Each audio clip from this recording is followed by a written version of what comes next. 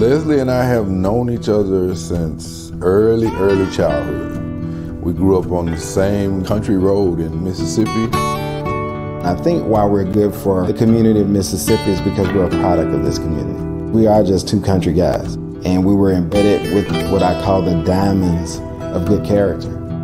Come, join the family, and help us build the community.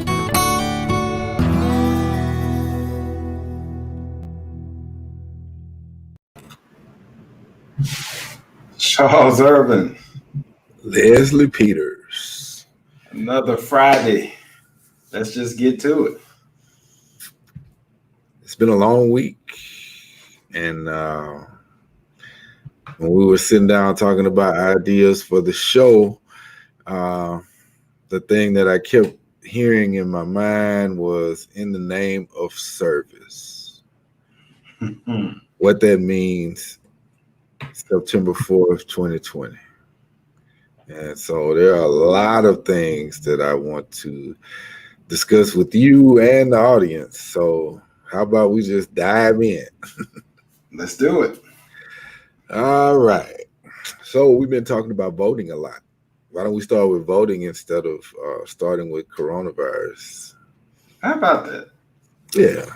So let's talk about it. I was doing some research, trying to find a cohesive place to send people, so we're not just talking about voting, but we're taking action. And I ran across the Yellowstone Project, or Project Yellowstone, and it's a good resource for our viewers to share with their friends and family. So if you have questions about voting, they have information for every state. Keep in mind that elections are, especially presidential elections, are like 50 separate mini presidential elections because the rules are different for every state. And so this is a resource that you can share. People can go and look at the deadlines for registration, what needs to happen to vote by mail or absentee. And you basically just click on it, and they have each state's election website linked in. They've got a good synopsis for each state, and it'll help you. You know, even if it's someone, a family member somewhere else, it will help you. The one thing that I would tell those of us who are in Mississippi is that just this week, the ACLU of Mississippi won a lawsuit against the state that will allow you to declare the fact that you have potential exposure to COVID and be able to vote by absentee ballot. So you want to get on that right now if you feel like you have some underlying pre-existing condition, because in the past you had to have these elaborate reasons to vote absentee in Mississippi. This will make it a little bit better. And when we talk about voting is a form of service to your local community, your state community, and the national community. What does it mean to serve? In this case, and we'll talk about it, it should be a thread running through this. I say every week I don't like talking politics, but in the times that we are living, it seems like political expediency will be the fastest way for us to get out of I don't know that we're in a ditch anymore. I think we're in a valley. Yeah, though I walk through the valley, I will fear no evil. Yeah. So, it's all around us. So I feel like, that's the first form of service we want to talk about. And then, as an aside, just for informational purposes, I know people talk about the presidential election a lot because it's pressing on people's minds and it's 60 days away. One thing you need to keep in mind is that there is your vote, and then there's the electoral college numbers. That vote. I'm glad you brought that up. So I hope you dig a little deeper into the electoral college, because I think, and I'll say this to just kind of set you up to go ahead and explain it, but a lot of people are not really understanding the Electoral College. There's a whole lot of debate about that. Well, then why even vote? Does my vote count? So I'm glad you're bringing it up. Yes. Well, I kind of want to sidestep your direct question because I think it's a little bit complicated.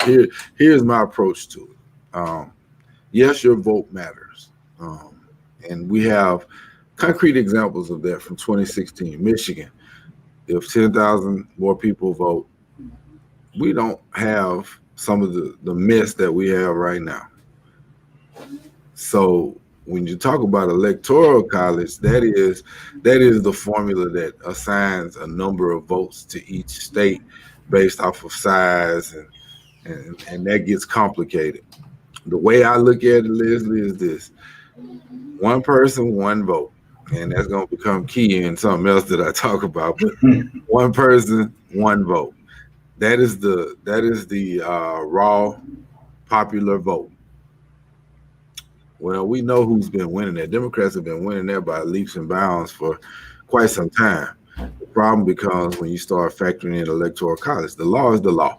That's what we have right now. So the best way to look at that, the leading indicator that I always look at when considering how elections are flowing is I look at the polls, and I know polls are sketchy, but if you take an aggregate or an average of the national polls, anything above 5% probably will get you the desired result you want in the electoral college. Anything below 5%, it becomes extremely hard to make the number you need to get to 270. The problem that Democrats have is a lot of people are in California, a lot of people are in New York. Those are extremely strong states that have a lot of raw vote. But end of the day, those numbers are assigned by electoral college. That means, yes, Democrats win those two states, but you have to win a combination of states to get to 270. And so you always see that if you're really, really looking closely at the election, you have battleground states: North Carolina, Florida, Wisconsin, Michigan, Ohio. As the late great Tim Russell used to say, Florida, Florida, Florida. And so those are the states that you kind of need to look at. That doesn't mean everybody else is less important, because if you look in Mississippi, you have Mike Espy on the ballot. You have the new flag that's on the ballot. I believe medical marijuana may be on the ballot. If you look at South Carolina, Jamie Harrison is running against Lindsey Graham. That's a key race. Texas, where you are. Interestingly enough, I don't want to get sidetracked, but I could talk about this for days, weeks, months. But we only got 60 days, and we only have an hour here. Harris County tried to get approval for mail-in voting. They're being blocked. I wonder why. I wonder what the actual internal polling looks like in Texas for them to take the step to try to block mail-in voting in Harris County in the middle of a pandemic where you want to expose people, give them.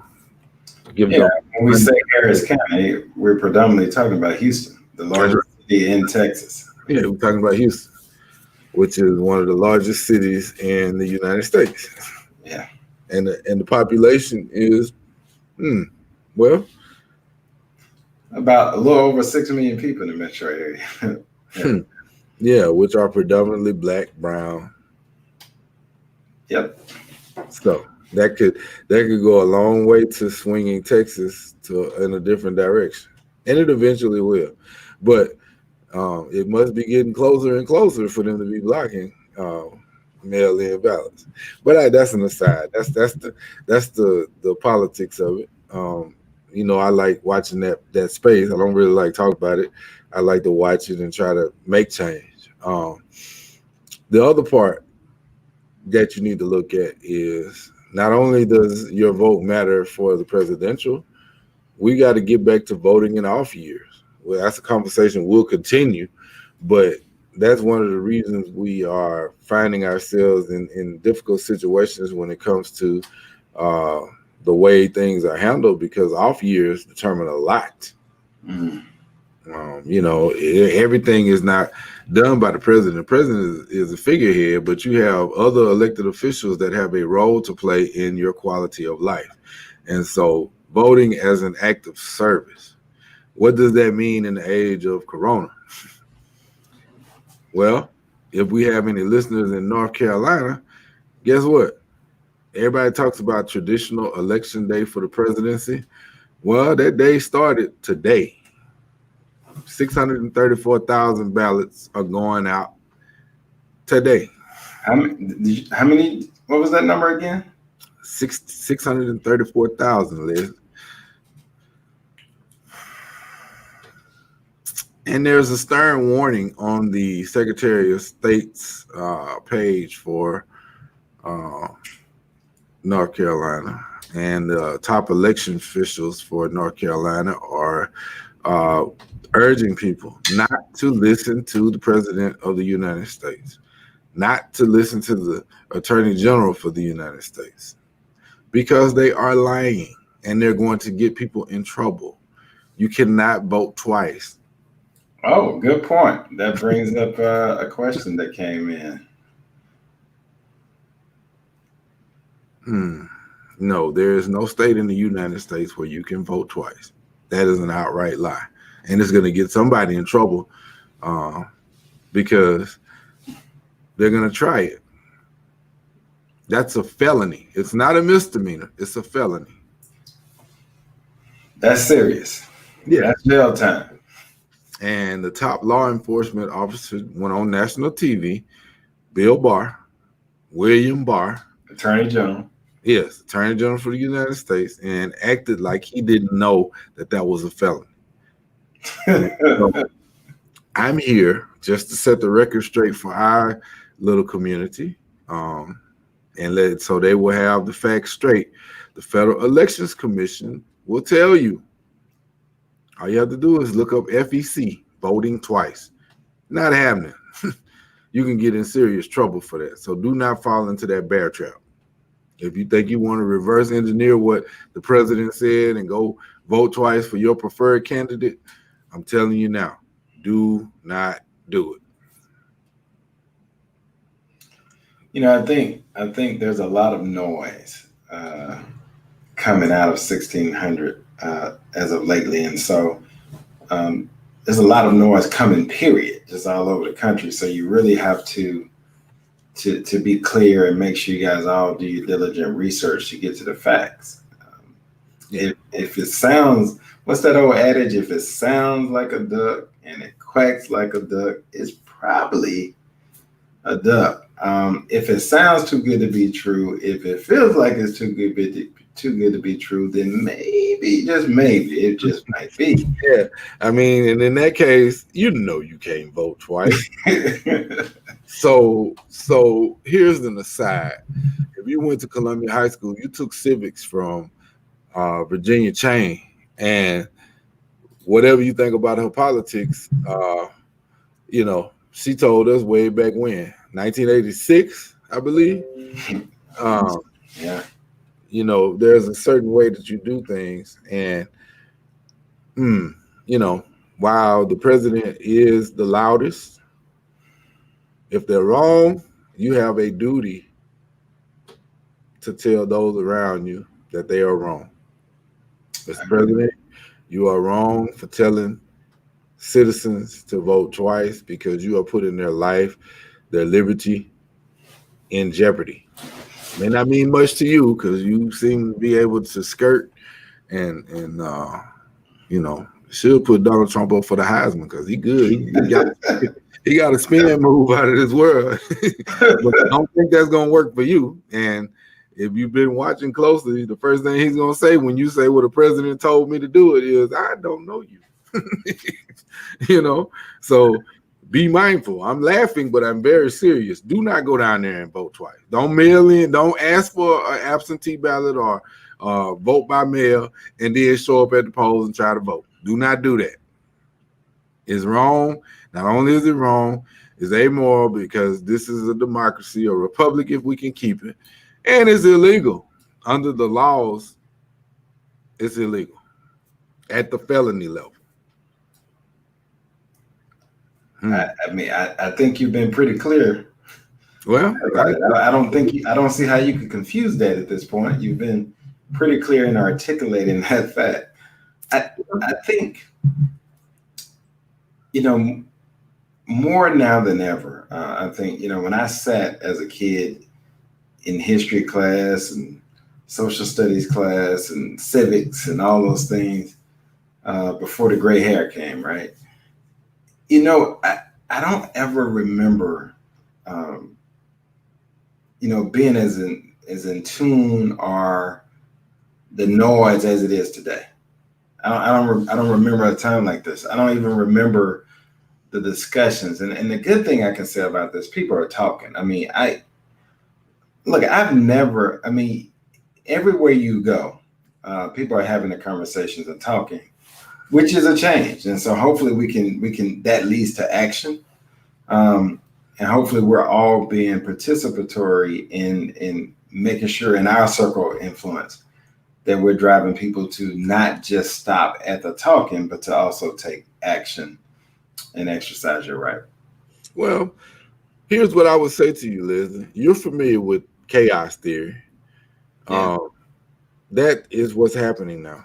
I think the late Sandra Day O'Connor said we were rude today that we took civics out of the classroom.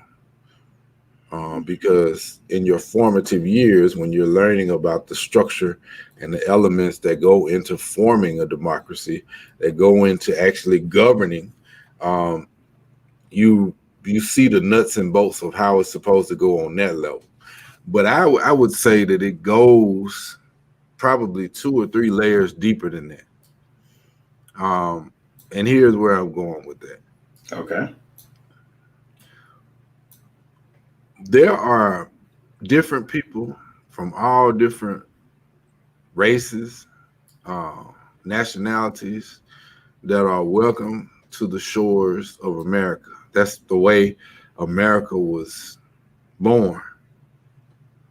Some people who got in trouble on the other side of the pond came to this side of the pond, and they started a grand experiment. Well, it has expanded. The problem with that expansion is the ideas that are being pushed are incorrect.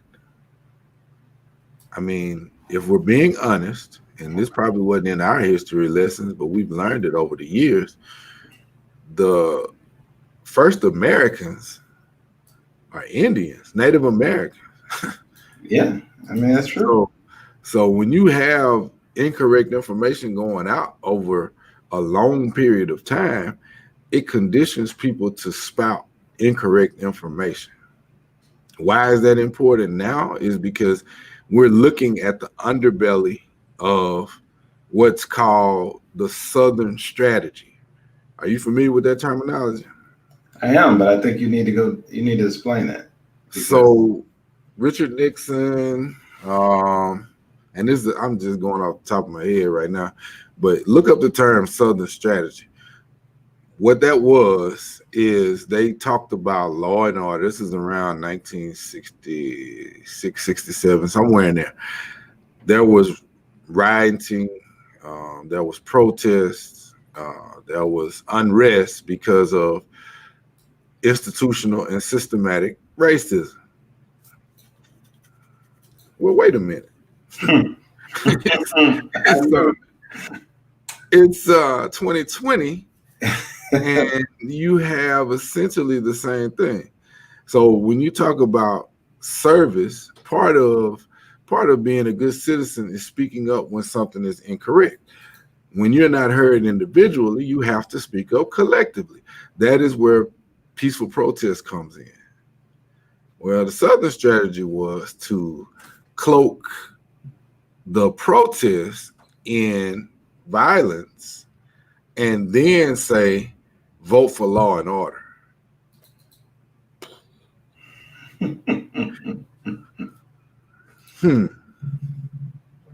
And so, to me, that is the underbelly, and it is the playbook. Your dad coached for a very long time, and one of the things he used to always tell us is, I'm gonna beat him. I'm gonna beat him because I know more than they.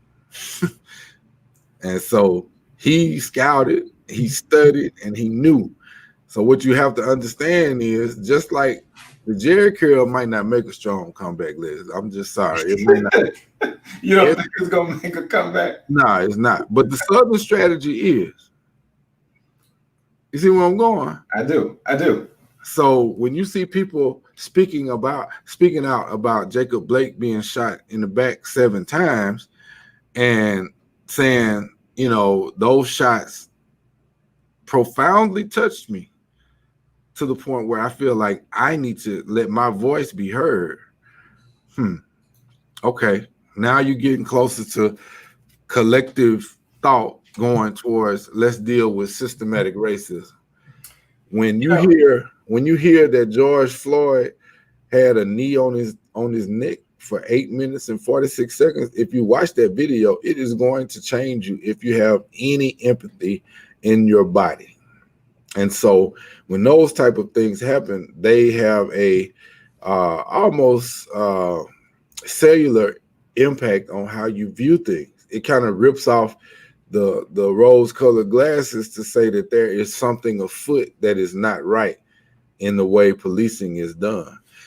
Our laws dictate that we have due process. So why is due process not being afforded to these gentlemen and Black ladies? Because of the color of their skin.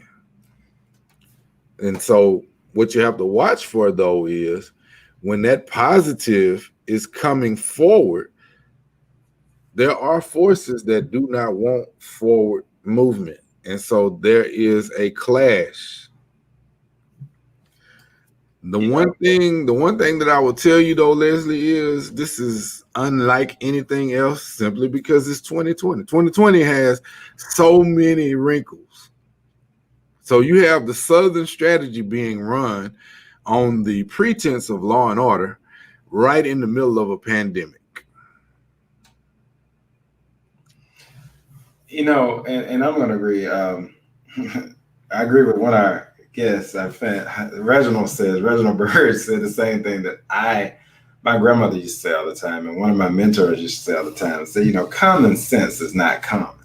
And so it seems like we're talking about things that are very common in terms of logic, very common in nature, easy to process. But let me tell you, even in 2020, even after Jacob Blake, even after George Floyd, even after Jacob Blake, even after Breonna Taylor, I am still hearing, and I want to phrase this in a way that I'm clear about it. I am hearing from conscious people that don't look like me, that really don't, statements that they make that let me know that they really don't understand privilege and what it looks like and what it feels like. So I give you an idea. If you're having a conversation and someone says, because this comes up a lot, people say, and you might have heard this, education is the key to racial inequality. Or education is the key to racism. So I had somebody break it down to me this way. And then I had to look internally at myself and look just at myself, not anybody else, say, okay, I'm educated. I have friends that are educated. I said, has that voided us of dealing with inequality or injustice? No. Has that voided us of dealing with racial injustice? No. Has that voided us of having to do more and receive less? No. So then I have a hard time buying into that theory that education alone removes all the ills and problems that we have. I don't think so, because I think for me, it just puts you in a higher circle of people that are also educated as well. And so you still facing the same inequality and injustice. So if we don't deal with the root problem, then we're not going to solve the problem. So I think now we have to be, instead of having that meek voice where we don't have the conversation and where we don't engage it, whether we don't challenge that viewpoint when we're having those conversations, that time is over. Because honestly, you've got to stand up and explain why that's not the case. It sounds good. It makes a good sound bite, but in reality, that doesn't make sense. It's just not true. That's not just me. Maybe your experience. Now I know we've been together a long time, but maybe your experience has been different. But that's been mine. Look at my face. It's contorted. I can see it. What you have just described is a watered down version of the miseducation of the Negro. There was a time when education carried a different heft, a different weight, because we were trying to find our way out of our proverbial wilderness, because we had masters who beat us, who killed us, who made us work the land for profit. Coming out of that time, we secretly learned how to read, we learned how to worship, we learned how to better ourselves. And we had this conversation about a month and a half ago about Reconstruction. There was a different education prior to Reconstruction. So if you're talking about the education of us, by us, for us, well, then the curriculums are not written by us, Leslie. Which is why I'm going to plug HBCUs right now. Because when you enter higher education, you begin to understand, or either you begin to assimilate. Right. HBCU culture is a little bit different than PWI culture because part of the mission statement is to push you towards greatness, but to equip you with the foundational elements that you may have missed if you, for instance, went to a school that was 60-40 or 70-30 or 80-20 or 90-10 or 99-1 as far as the racial makeup, because racial makeup and tax dollars determine who writes the curriculum. And so we know now that some of the stuff that we were taught, well, it's been around so long, it's accepted as true, when in fact it's slanted towards having us buy and eat green bologna, green eggs and ham. You know what I'm saying? It's a hall of mirrors that has been designed to keep us in a position lacking knowledge. So yes, we got an education, and I would say we got a quality education. And before those friends of ours who are watching this say that I'm railing against PWIs, I am not. I have degrees from an HBCU, Jackson State University. I have 2 degrees from PWI. What I'm talking about is foundational elements. There is something to be said about being put in a melting pot. Anybody who's been to college understands what college is. It's a melting pot. It's a grand experiment of how you let 17 to 23-year-olds govern themselves and educate themselves with guidance, albeit limited, because there are not many rules when you go to college. Nope. And so a lot of it is socialization skills. A lot of it is who you surround yourself with, and then the guidance from the professors. It's a little bit different at HBCU. Well, and let me say this, because I was thinking the same thing you were thinking. And look, we had a great secondary education. I have no regrets for it, but I can tell you that my awareness of my own culture and my own history was put on rocket fuel the first day I enrolled. The very first day we walked, because we walked on this campus at Jackson State. We walked on that campus at the same time, same day. And it was like stepping inside of, I don't know, goodness. It was like, I know for me, because everybody knows I love sweets, it was like me in a candy store, because I was like, what now? Yeah. Because And then I can tell you my freshman year alone, just looking at how many books I read, and this has nothing to do with class. I mean, I was in a private club that was a book club. First time I ever been in a book club in my life. And I'm reading, I think I probably read 40 books that year just on the history of my culture. And then the dialogue of sharing and really dissecting it and having really deep conversation and researching. And then it started to make sense to me, the stuff my daddy had talked about and the stuff my parents lived through and the stuff their parents lived through. I had a different appreciation, but I also realized I had a greater burden. And that burden led to acts of service. Huh? You see where I'm going with this? Now, you didn't join Tony and I when we were reading at Columbia High. I didn't. I was like, man. So it was, yeah, okay, Marsha, that was the best choice we ever made. I remember meeting Marsha by the post office in the Union. I'm glad you did, because you ran back and told me I met your future wife. I met her. Yeah. I mean, it's magical because not only did your reading selection changed slightly, didn't it? Slightly. Come on, man.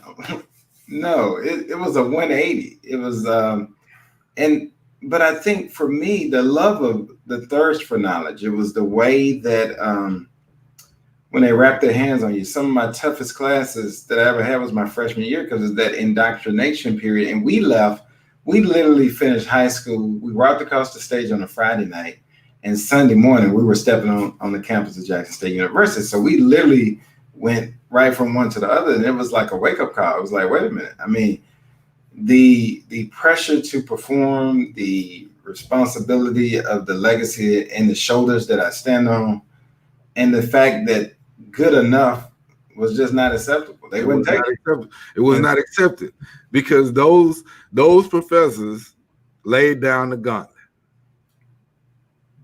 And they had an expectation that though we have limitations, we might not have the best registration system. Matter of fact, our registration system may be jacked up from here to eternity.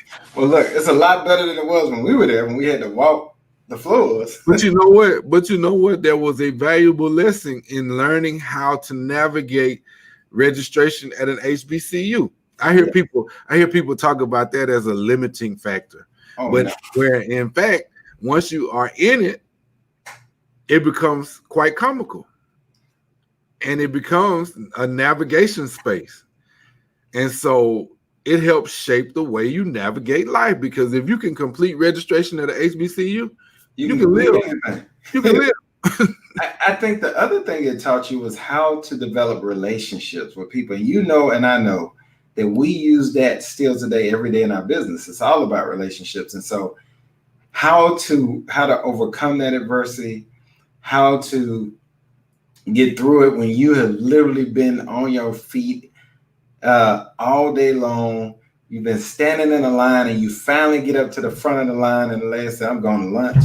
You got to start all the way over again. Look, the mental toughness that you have to develop to get through that is the same mental toughness you have to have in life, and particularly as an African-American male. So I do want to go to our comments. We got a lot of comments hitting up. I want to kind of get some of these in. So let me hit a couple of these. All right. Reginald says, what I'm noticing this age is common sense is not common. Iris says, social media has changed the game. It took, I believe, 3 months to coordinate the Selma March for the VRA. Now March can be organized nearly overnight. Jimmy says, what was common sense when I was growing up, even when you guys were growing up, is no longer considered common. It's now what's called old fashioned. That doesn't work anymore, quote unquote. Yeah. Well, and at least says the last one, at least says the blacker the college, the sweeter the knowledge. Yeah. I mean, here's where I'm going with this active service and why I'm tying HBCUs into it, is because one of the most useful lessons that I learned while at Jackson State was um, is how to spot the lie. Meaning that your thought process was honed to be able to ask questions about why. Part of the clash of ideas that's happening in America right now with the Southern strategy and those speaking out for change and trying to address the ills of racism is that on one side is lying, and it's more complicated than this, but in a serious generalization, one side is lying because they're saying that because you are speaking out, it's you tearing property up, you're harming people, and we're gonna be for law and order. I don't think the people who are speaking out are against law and order. I think they are against having to be fearful of walking down the street to get an Arizona tea and never making it back home. Or they are fearful of being asleep in their bed and having a no-knock warrant executed against them, and they die in their sleep. They don't get a chance to see their execution. And then you see the flip side of that, and you see somebody shoot a whole bunch of people in a church, and they get to go to Burger King. So is law and order applied the same is what the big question is. And the answer is no. And so it has to be addressed. And so the act of service there is when you see something wrong, you speak out. When you are silent, you are complicit. Yeah, either be a part of the solution or you are a part of the problem. Okay, so I spent a lot of time on that. Got a lot of stuff to cover. If you have some questions, put them in the comment box. But we'll get to them. I'm gonna point up. I know you. You gave me a lot. We got a lot to cover here that you want to pull up. Yeah, because I mean, this is all about service. So let's talk about this this vaccine and I sent you an interesting article because I always have a different spin on stuff. I want to look at it from this angle, but there was a letter that went out from the FDA to states this week saying be ready for a vaccine for COVID-19 by November 1st. And here's where that wonderful education comes in handy. Vaccine developer Moderna could slow COVID-19 trials to add at-risk minorities. I think we talked to you about March, April, May, somewhere in there. About around June. Okay, maybe June. We had the discussion about the efficacy of vaccines and there being a need for people of Black and brown descent to participate in these studies, because now you have the politicians. Let's just cut to the chase. Politicians are saying, "Hey, it's a vaccine coming, get ready." But if you look underneath that, the scientists are saying, "We don't have enough people. We don't know if the vaccine works." Because that is a for-profit company, and you can speak to this part of it. If you're a for-profit company, do you want to put out that you're slowing down the trial and then lose instantly on your stock? Absolutely not.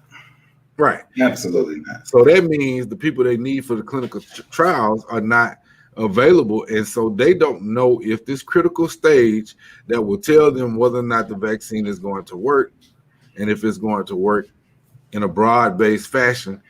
Otherwise, it's not a good vaccine. Because here's the bottom line. They have to have, there is a number, guys. There is a number of critical mass. There's a number that they have to reach scientifically to be able to have enough data to determine if that vaccine will effectively work on a certain group of people. Mm-hmm. Period. There's a finite number. Now, and generally it's in a range. It has to be in this range. If they're putting out something like that, they don't have enough. Right. So that means somebody's got to volunteer to do the study from the Black and brown community. Now, I'm not asking all y'all to rush out and do it, because I think we already have some people who listen to us who have already done that. But what I am telling you this for is because there seems to be an intersection right now with 60 days to go in this election between fiction and fact, or lies and facts, however you want to look at it. In this instance, the act of service is to let people know, don't be fooled when they tell you that a vaccine is coming just because they tell you something in a statement. Look behind what's out there behind door number one. When we look behind door number one of the companies that's having the most success is saying we got to slow our trial down because we are not cutting the mustard. And so I wanted to put that out there. And, you know, we always talk to you about safety and security during COVID. I would be remiss if I didn't jump from the fact that don't be fooled by a vaccine coming to remind you that this is a holiday weekend. We talked to you about Memorial Day, and we were right. So I'm going to talk to you again about Labor Day.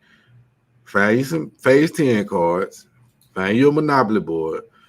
Get your movies, get your popcorn, get you some drinks, cook something new, spin some records. I don't know. Find you something to do that keeps you away from large crowds. It's tempting. We've been inside a long time. It's tempting. But is it worth it to drive the numbers back up? Because technically, the numbers are down, but if you look at all the guidance that's going out from the various agencies that we're supposed to be able to rely on, something is not clean in that water because the numbers are just fluctuating too much. For instance, Mississippi had a 200-day, and today, when they know nobody's looking at the news, it's back to 831.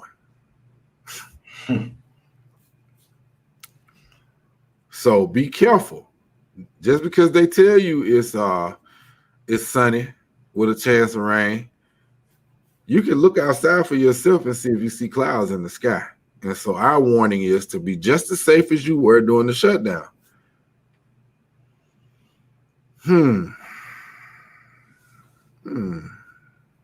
Yeah, we talked about that one. I know. I just wanted to remind people to say it again. Don't vote twice. Yeah, I got you. Yeah, I mean, it's just that important. Don't vote twice. Now, we're at the point where we're still talking about acts of service. And I'm going to tell you now that yesterday was not a good day for me because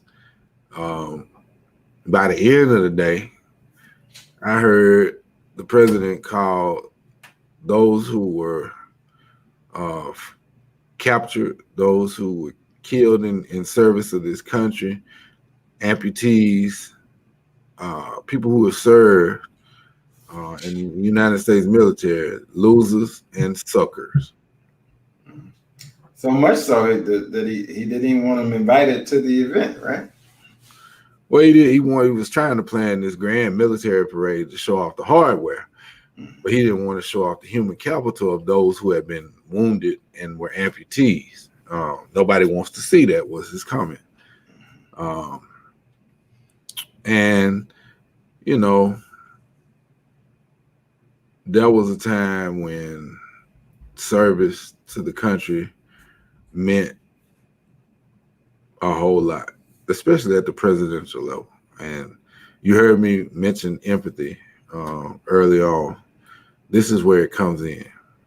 If you do not have empathy inside of you, you cannot make it in what is probably the brightest light ever.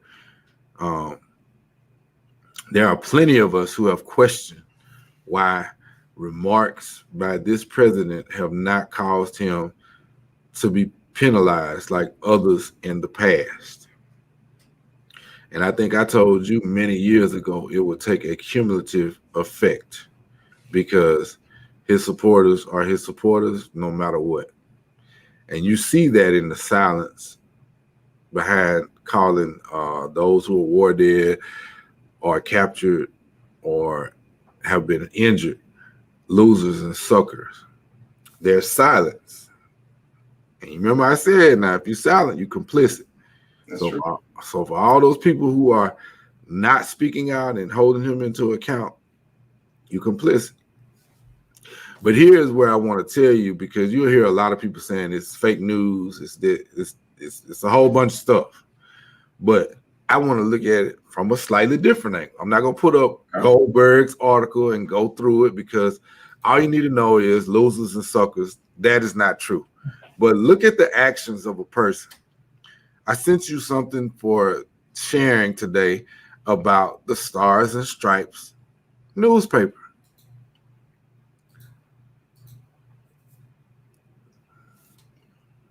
For those of you who are not familiar, this is an article, and Leslie can get you the link to it. But the Stars and Stripes newspaper is an independent military newspaper.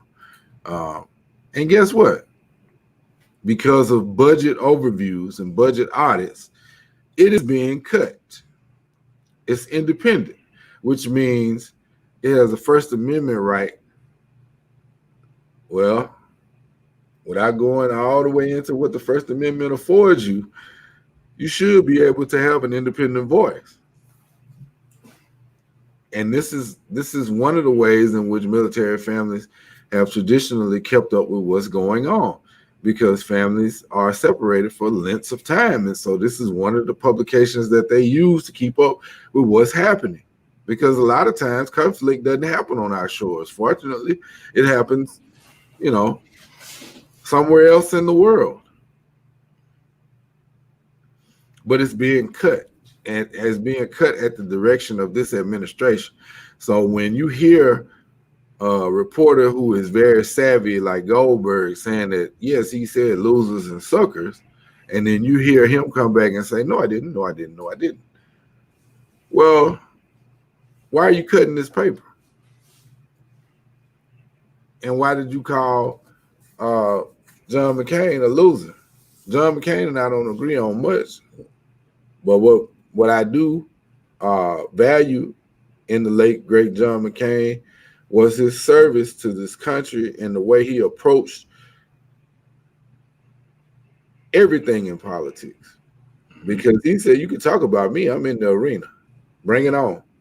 But what you're not going to do is talk about these people who serve and are not in the arena, because people have lost family members, loved ones, which changed the dynamic of that family 100%. And so for you to call them losers or suckers is a direct reflection of who you are, not who they are, because they paid the ultimate sacrifice for something much larger, something much greater than them. And so here's where the cumulative effect comes in, Liz. In the name of service.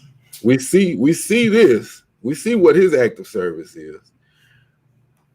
But these people, ladies and men who have served this country, they gave the ultimate act of service.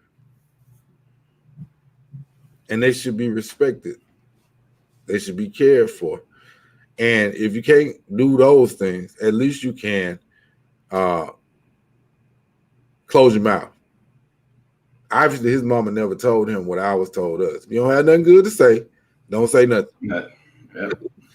But see, he thought he could lie on Twitter and he could fix the budget where they got a cost of living adjustment, and then he could say whatever he wanted to say behind closed doors. That cumulative effect is coming into play right now because I know everything's out in the open. That's a blues song right there, Liz. I know you don't listen to the blues. Everything's out in the open. And it's going to be a price to pay for saying that type of trashy talk about our veterans and our fallen soldiers. And I sum it up with what Angela said from Pike TV. Exactly. Yeah. And so We got a comment I wanna get in here from. I hadn't heard this name. I'm gonna shock you with this when I pull it up in a long time, but it's good to hear from. Britt. What's up, Britt? Britt says the HBCU experience is real. My first lesson that I learned was the reality of double conscious of W. Du Bois. I had not studied the souls of Black folks my freshman year, so I could not articulate in words what I was experiencing. However, I felt the weight of being a Black man living in a white world lifted the first day on the reservation. Very poetic. For those of you who don't know what a reservation is, that's in Lorman, Mississippi. Lorman, Mississippi. So, I think that's a beautiful summation on that topic, and I'm sure we could get those from a lot of our viewers who attended HBCU. Yeah, well, I mean, we have them. Iris, I know, is a Hampton alum. We probably ought to do that one day. Is just have an HBCU show day, just kind of dealing with some of the history there. But no, I mean, as we look at the actions, I always tell people a lot of times it's I don't. What people say is cool, but what I really focus on is what they do. Oh yeah. I mean, and I mean, I want to stress that we talk about acts of service, but in that instance, you're talking about you're disparaging our treasures. Yes, big and small, people we may not ever know the names of. And to show you how shallow and how miseducated, misguided that is, he cannot distinguish between financial gain and something larger, serving for a purpose larger than himself. And so that should bring everybody to a point where you are concerned, because right now is a moment in time like none other. And the way he's talking about the veterans could very well be the way he's talking about the 188,000 people who have died from corona. Maybe those are losers and suckers because they lost in the game of life because of his inadequate leadership. That's just me expressing my thought. Well, I mean, listen, every time you bring up that number, I cringe, because 2 weeks ago we stood and that number was 163,000. Today it's 188. Yeah, and the reason I say that is I want you to pull up this other article I sent you about Dr. Atlas, who is a radiologist who's trying to tell us about epidemiology. I don't understand some of this. Oh yeah, this one is gonna get you. I'm just putting it out here because I feel like we need to do a public service announcement on this one before I share it, because this one when you read this article, and I'll put the link, this one is gonna get you. This one is gonna hit you hard. Here we go. So the good Dr. Atlas wants us to be Sweden. He wants us to approach. And Liz, when I heard this, I wasn't that surprised, because our governor had mentioned something about herd mentality, which put it on my radar. And so I wanted to go and just kind of look at what herd immunity is and how that would work. Well, if 188,000 makes you cringe, try 2.1 to 3.1 million. That's how many people gonna have to die in order for us to reach this new level of idiocy that these people are pushing, talking about let's just let people do what they need to do in the name of the economy and go for the herd mentality, because that will help in their mind build up immunity. Charles, let me blow this up and let's talk about what it is, because the article does do a really good job of pointing out what herd immunity is. And guys, I'm going to read. Here it is right here, and it's going herd.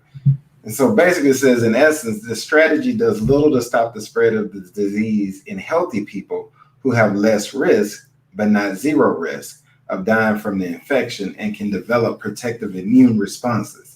If enough people in a population get infected and develop immunity, then the population can reach so-called herd immunity.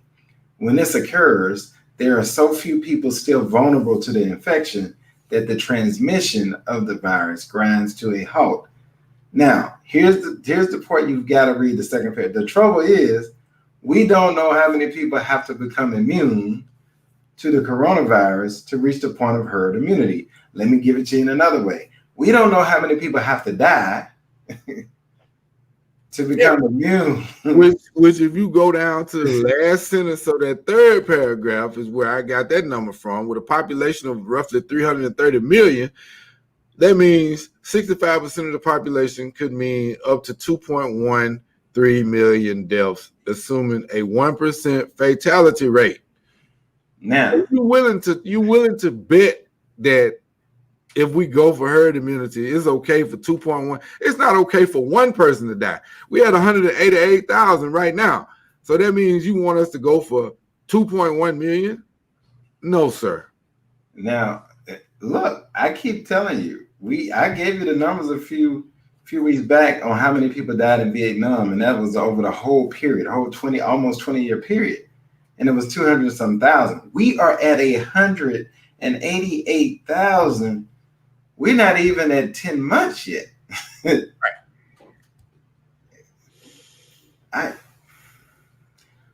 But they want us to get to 2.13 million people dead, not infected, because we're already at almost 6 million infected. We're talking about 2.13 million dead to get to what's so-called herd immunity. Now, it goes on to say that Dr. Alice has no experience in infectious diseases. Zero. None. Not 1 year, not 1 month, not 1 day, not 1 hour. He has the same amount of experience in infectious diseases as I do. Well, he probably got a little more than that, Liz. He's been to medical school. So at least he probably had it in a textbook somewhere. Well, I'm just telling you what the article says. Well, if you go down a little bit further, Dr. Fauci, Dr. Birx, they didn't want him. But it seems that he's good at communicating his ideas on Fox News, and that's a good enough reason for this administration to include him on the task force. Well, he calls himself the anti-Dr. Fauci. Yeah. So, just wanted to make you aware of. So, if you hear that term herd immunity, we just wanted you to be clear on what that actually means and what that looks like. It's not okay for me for 2.13 million people to die. No, it's not okay. It wasn't okay for 188,000. And as you say, it wasn't okay for one. That's right. So let me, we get a couple of these in before we wrap up. So good to have you on, Angela. Angela, we got to get you on. Says, hey, I think the governor mentioned Haley Barbour in that same press conference. Could he be one of the ones in D.C. pushing to open America all the way back up, allowing immunity from lawsuits? Could be, but I don't want to address it because I don't know. Could be. But we know that Dr. Alice is pushing it. So I don't want to disparage Haley Barbour or Tate Reeves or anybody else without having the actual facts. And I think for now, Dr. Alice is good enough. Because if you're willing to put that many people at risk, then we need to look at you and how you got on there. Yeah. So I'll take one more we'll throw up here. With this one. Yeah, no, I'm not Angela. I love you. I really do. But Dr. Fauci is one of the foremost experts in this field for over 40 years. If he downplayed it, that's news to me.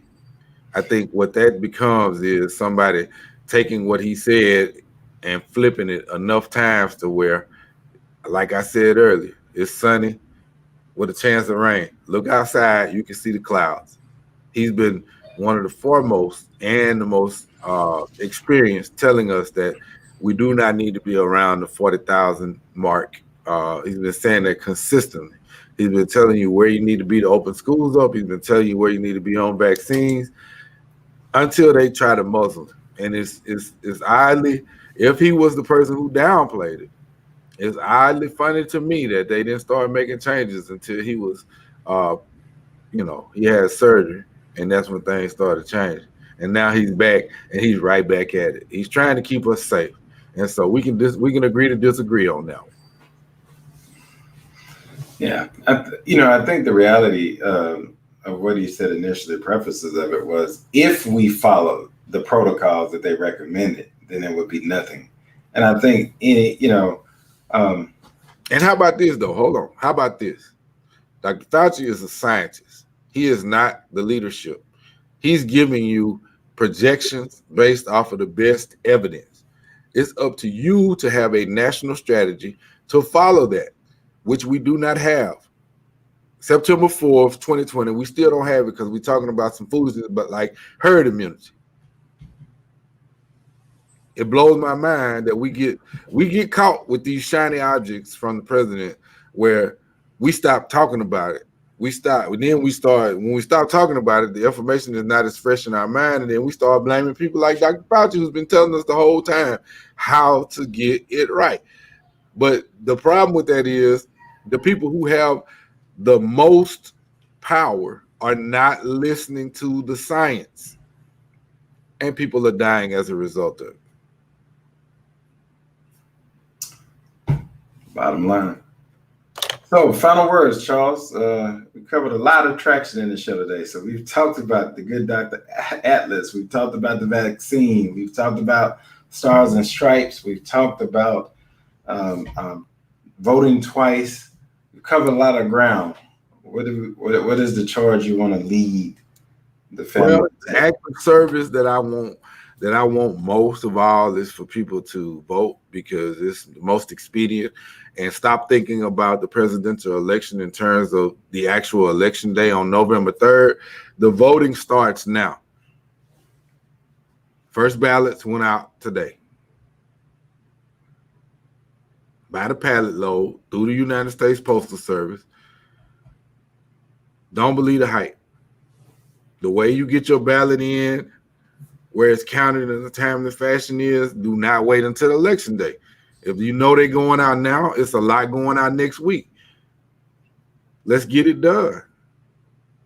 It's still a little bit of time left to register some people to vote. Let's get them taken care of. And don't believe all of this chaos that you're hearing about law and order, about the best president ever for HBCUs. That's the biggest crock of baloney I ever heard. Don't believe all of this stuff about herd immunity, because we know that's going to kill a lot of our people, because it's disproportionately affecting Black and brown communities. And I don't want any community affected. Period. So the act of service should be to be mindful that you're going to hear a lot of stuff over the upcoming next 59, 58 days. Be mindful that a lot of it is untrue, and a lot of it is despicable, and a lot of it is deplorable. But your act of service, if you want to change from all of that nonsense, is to vote. Register others to vote. Give them the information. Don't vote twice, because that's illegal. That's not the act of service that we want. We never advocated for that. And if you see something, say something. It's not okay in 2020 to sit by silent, because we see if we sit by silent, it'll kill you. President sat by silent on Corona, and 188,000 people are deceased. And that is just the facts. And so that's the one thing that's not disputed. And there is two things. Number one, we can't dispute the fact that we got almost 6 billion people infected with the virus. And we can't dispute the fact that we got 188,000 Americans that are dead because of it. Enough is enough. We need no more. And so until next week, we'll see you back at the same time. Be safe, take action, be safe, take more action, be safe, and take even more action. And let's change it. One person, one action, together at a time. See you next Friday. Leslie and I have known each other since early childhood. We grew up on the same country road in Mississippi. I think why we're good for the community of Mississippi is because we're a product of this community. We are just two country guys, and we were embedded with what I call the diamonds of good character. Come, join the family, and help us build the community.